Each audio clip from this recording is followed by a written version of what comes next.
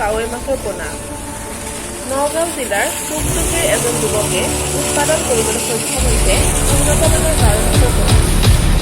চৰকাৰীভাৱে কোনো প্ৰশিক্ষণ নোলোৱাকৈ কেৱল মোবাইলৰ ইউটিউবত চাই টুকটুকিৰ হবিবুৰ ৰহমান নামৰ যুৱকজনে এই কাম কৰিবলৈ সক্ষম হয় বুলি কয়। যি সময়ত মীনপালকসকলে উন্নত মানৰ ভিয়েটনামী কাৱৈ মাছৰ পোনা বিচাৰি বহিৰাজ্যলৈ যাবলগা হৈছিল, ঠিক সেই সময়তে যুৱকজনৰ এই কাৰ্য সঁচাকৈ প্ৰশংসনীয়।